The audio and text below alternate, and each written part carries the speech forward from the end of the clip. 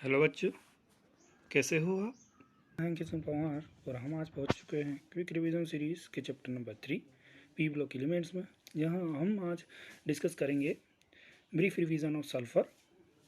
और का मैं आपको पहले एक बात क्लियर कर दूं कि यहाँ पे मैंने दो हाइलाइटर्स का इस्तेमाल किया है। एक है येलो हाइलाइटर, जिससे वो चीज़ डिनोट की गई है जिनकी प्रोबेबिलिटी बनती है क्वेश्चन पेपर में आने की। वहीं रेड हाइलाइटर से वो चीज़ डिनोट की गई है जिनसे क्वेश्चन पूछे जा चुके हैं प्रीवियस ईयर्स में। बिना वक्त गंवाए स्टार्ट करते हैं। सल्फर के एलोट्रोपिक फॉर्म्स को सबसे पहले स्टडी करेंगे। Sulphur forms numerous allotropes of which yellow rhombic and monoclinic beta sulphur forms are most important. यानी यहाँ पे दो सबसे इंपॉर्टेंट है। बहुत सारे बनाता है सल्फर एलोट्रोप्स, बट दो सबसे इंपॉर्टेंट येलो रोम्बिक और मोनोक्लिनिक। तो येलो रोम्बिक को अल्फा से डिनोट करते हैं, मोनोक्लिनिक को बीटा सल्फर से डिनोट करते हैं। देखिए, the stable form at room temperature is rhombic. Room temperature पर रोम्बिक फॉर्म स्टेबल होता है, but it transport to monoclinic sulphur when it at above 369 kelvin. यानी 369 केल्विन के अबो हीट करने पे ये बीटा फॉर्म में कन्वर्ट हो जाता है। आप सबसे पहले रोम्बिक सल्फर को पढ़ लेते कि रोम्बिक सल्फर क्या है। देखिए, येलो कलर का होता है, वहीं ये वाटर में इंसोल्यूबल होते हैं, बट बेंजीन अल्कोहल ईथर में सोल्यूबल होते हैं। अब आते हैं मोनोक्लिनिक या बीटा सल्फर। देखिए, बीटा सल्फर फॉर्म कैसे होता है। अल्फा मोनोक्लिनिक को, जो अल्फा रोम्बिक सल्फर होता है, माफ़ कीजिएगा, रोम्बिक जो सल्फर होता है उसको हीट करने पे 369 डिग्री से अबो ये बीटा फॉर्म कन्वर्ट होता है। वहीं 369 केल्विन से टेम्परेचर डाउन आने पे ये वापस अल्फा फॉर्म में कन्वर्ट हो जाता है। देखिए, जो रोम्बिक और मोनोक्लिनिक सल्फर है, उन दोनों में एसिड मॉलिक्यूल होता है। जो एसिड मॉलिक्यूल है उसका स्ट्रक्चर पकड़ होता है। आगे देख लेते हैं स्ट्रक्चर कैसे होता है। देखिए, ए जो स्ट्रक्चर है ये एसिड का मॉलिक्यूल, वहीं जो दूसरा बी है वो S6 फॉर्म होता है। अब देखिए, यहाँ पे S2 फॉर्म भी होता है जो कि गैसियस फॉर्म में प्रेजेंट होता है, पैरामैग्नेटिक है लाइक ऑक्सीजन। वहीं जैसे यहाँ से क्वेश्चन पूछा जाता है which form of sulphur shows paramagnetic behaviour. तो सबसे पहले क्यों, देखिए S2 फॉर्म होता है वो पैरामैग्नेटिक होता है। कारण होता है कि इसके जो एंटी बॉन्डिंग ऑर्बिटल होता है, मोलिकुलर ऑर्बिटल, उसमें अनपेयर्ड इलेक्ट्रॉन होता है लाइक ऑक्सीजन। जैसे ऑक्सीजन में भी MOT के थ्रू हमने एक्सप्लेन किया था कि उसके एंटी बॉन्डिंग जो मोलिकुलर ऑर्बिटल होता है उसमें अनपेयर्ड इलेक्ट्रॉन होते हैं दो। वहीं अब आते हैं सल्फर डाइऑक्साइड। देखिए, सल्फर डाइऑक्साइड का जो प्रिपरेशन होता है लेबोरेटरी में वो होता है by treating A sulphide with. अब सल्फर डाइऑक्साइड का हम प्रिपरेशन देखते हैं। देखिए, लेबोरेटरी में इसे सल्फाइड को ट्रीट कर दिया जाता है डाइल्यूट सल्फ्यूरिक एसिड से, तब जाके सल्फर डाइऑक्साइड बनता है। जैसे SO3 डाइनेगेटिव एक सल्फाइड है, हाइड्रोजन एक्वस H2SO4, यहाँ पे एक्वस लगा मतलब डाइल्यूट सल्फ्यूरिक एसिड है। आगे बढ़ते हैं इंडस्ट्रियली। देखिए, इंडस्ट्रियल लेवल पे इसे रोस्टिंग की जाती है। जो ओर की रोस्टिंग होती है, सल्फाइड ओर, उसकी रोस्टिंग अब क्या होता है, रोस्टिंग होता है कि किसी भी मेटल ओर को, किसी भी ओर को आप बिलो उसके मेल्टिंग पॉइंट के हीट करो ऑक्सीजन के प्रेजेंस में, वही होता है रोस्टिंग। अब आगे बढ़ते हैं, प्रॉपर्टीज़ पे आते हैं। प्रॉपर्टीज़ में देखिए, ये कलरलेस गैस है, पंजेट स्मेल इसकी होती है। वहीं वाटर से इसको पास थ्रू किया जाए तो ये सल्फ्यूरस एसिड बना लेता है, वाटर से सल्फ्यूरस एसिड बना लेगा। वहीं आगे in the reaction with water and alkalis, जब एल्कालीज और वाटर से रिएक्शन करता है तो इसका जो नेचर ऑफ रिएक्शन है ये कुछ मिलता जुलता है CO2 से, सिमिलर टू CO2। वहीं आगे बढ़ते हैं। देखिए, सल्फर डाइऑक्साइड क्लोरीन से रिएक्शन करेगा in the presence of charcoal, तो वो सल्फ्योरल क्लोराइड बनाएगा। अब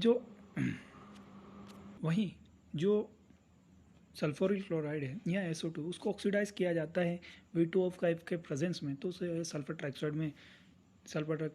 ट्राइऑक्साइड में फॉर्म कर दिया जाता है। आगे बढ़ते हैं।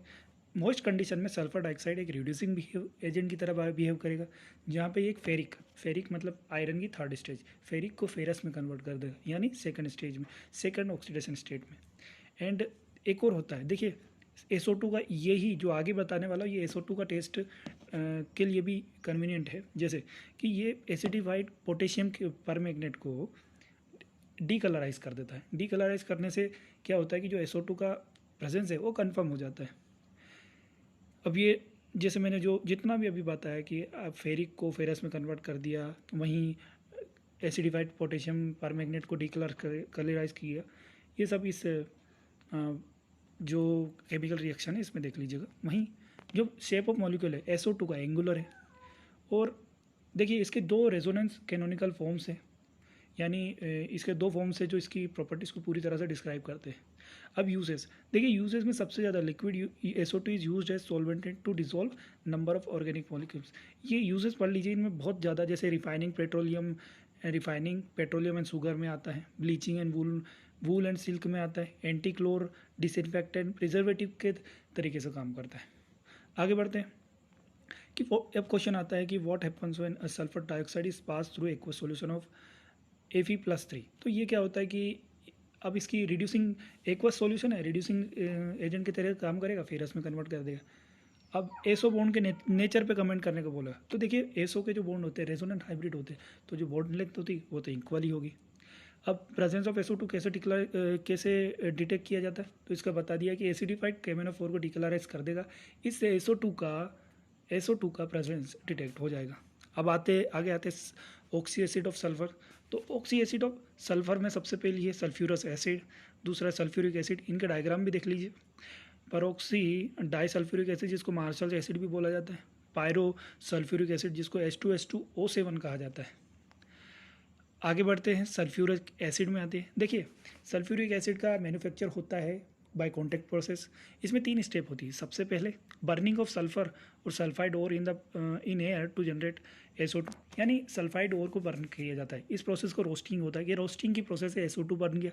अब SO2 को, जैसे मैंने पहले बताया, SO2 को ऑक्सीजन के प्रेजेंस में V2O5 के ऑक्सीजन होती है, V2O5 के प्रेजेंस में ऑक्सीजन से ऑक्सीडाइज कर दिया SO3 के रूप में। अब SO3 को H2SO4 में अब्जॉर्व करवा दिया टू गिव ओलियम, इससे ओलियम बच जाता है। अब कारण क्या होता है कि H2SO4 में मिलाने का क्या कारण होता है?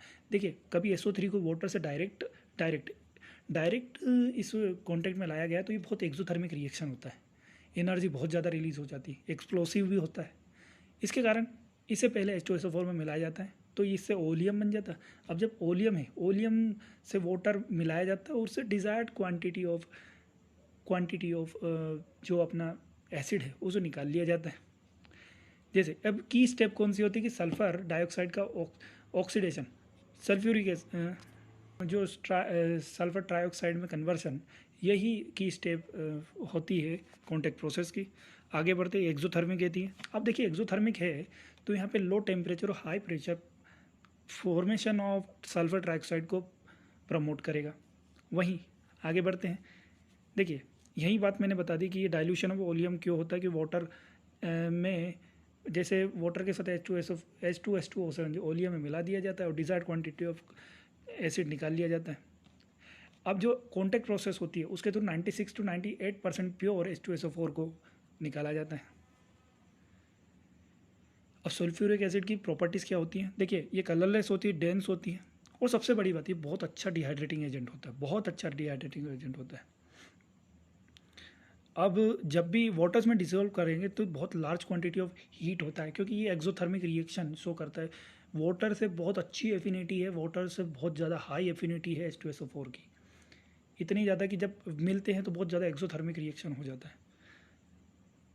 अब जो केमिकल रिएक्शन है वो रिस्पॉन्सिबल होते हैं, कुछ फैक्टर होते हैं जिन पर रिस्पॉन्सिबिलिटी होती है। जैसे पहला कि लो वोलेटाइल एसिड है, वहीं दूसरा एसिडिक कैरेक्टर बहुत स्ट्रॉन्ग एसिडिक कैरेक्टर है। तीसरी बात स्ट्रॉन्ग अफिनिटी फॉर वाटर, जैसा मैंने बताया बहुत ज़्यादा अफिनिटी होती है वाटर के साथ। वहीं ऑक्सीडाइजिंग एजेंट की तरह काम करने की एबिलिटी भी होती है। ये कुछ कारण होते हैं। देखिए जितना ज़्यादा Ka का वैल्यू होगा, जैसे हमने पहले ही ऑर्गेनिक में पढ़ा, जितना ज़्यादा Ka उतना ज़्यादा जो एसिड होता है वो डिसोसिएट होता है H+ और HSO4 में, तो जितना ज़्यादा Ka की वैल्यू उतना ज़्यादा एसिडिक नेचर। आगे बढ़ते हैं, देखिए सल्फ्यूरिक एसिड होता है उसका वो बहुत अच्छा डिहाइड्रेटिंग एजेंट का काम करता है। तो जो कार्बोहाइड्रेट्स है उनमें से वाटर निकालने का काम करता है, और इस एक्शन को चेयरिंग एक्शन ऑन कार्बोहाइड्रेट कहा जाता है। जिससे देखिए C2H2O11 है, H2SO4 निकाला तो कार्बन अलग कर दिया, वाटर अलग कर दिया। वैसे ही ये मॉडरेट, जैसे जो हॉट कंसनट्रेटेड सल्फ्यूरिक एसिड है वो एक strong, moderately strong oxidising agent होता है, जो नॉन मेटल और मेटल पे ऑक्सीडाइजिंग एजेंट की तरह काम करता है। जैसे कॉपर से कॉपर CuSO4 बना दिया, सल्फर से SO2 बन गया, कार्बन से CO2 बन गया। अब यूज़ देखिए, सल्फ्यूरिक एसिड के बहुत ज़्यादा इंपॉर्टेंट यूज़ होते हैं, और यहाँ तक कि एक नेशन की इंडस्ट्रियल स्ट्रेंथ इस बात से जज की जाती है कि वो कितना ज़्यादा सल्फ्यूरिक एसिड प्रोड्यूस करता है और कंज्यूम करता है, इस बात से। जैसे ये बहुत सारे कामों में यूज़ होता है। जैसे फॉर एग्जांपल सबसे पहला कि मैन्युफैक्चर ऑफ फर्टिलाइजर्स, दूसरा पेट्रोलियम रिफाइनिंग, तीसरा manufacture of pigments, paints, dyestuffs, intermediates, बहुत सारी चीज़ें जिसकी कोई हद नहीं, इतने सारे काम होते हैं। इसके कारण इसे किंग ऑफ केमिकल्स भी कहा जाता है। आगे बढ़ते हैं। What happens when concentrated H2SO4 is added to calcium fluoride. नीचे है कैल्शियम फ्लोराइड से रिएक्शन करे, कैल्शियम सल्फेट बन गया। SO3 अब दूसरा है कि SO3 is pass through water. Water से रिएक्शन करने के बाद देखिए ये कुछ और नहीं है, नॉन मेटल सल्फाइड, तो नॉन मेटल ऑक्साइड है। अब नॉन मेटल ऑक्साइड को वाटर से डिजोल्व करोगे तो वो ऑक्सी एसिड बनाएगा, तो H2SO4 is oxy acid of sulphur. Simple. आगे बढ़ते हैं। Mention 3 areas. देखिए petroleum, refining, paints, dyestuffs, intermediate, ये सब। What are the condition to maximise yield of H2SO4। देखिए H2SO4 का फॉर्मेशन एक एक्सोथर्मिक रिएक्शन है, तो वहाँ पे लो टेम्परेचर हाई प्रेशर ज़्यादा सपोर्ट करेगा फॉर्मेशन में H2SO4। आगे इसके साथ ही ये वीडियो समाप्त होता है। और वीडियो पसंद आया है तो लाइक कीजिए, कमेंट कीजिए और सब्सक्राइब कीजिए हमारा चैनल को, और इंस्टाग्राम पे भी फॉलो कीजिए। आज से हम अब इंस्टाग्राम पे भी आ चुके हैं, तो उसकी लिंक हम दे देंगे आपको डिस्क्रिप्शन में, जाके फॉलो कीजिए। धन्यवाद।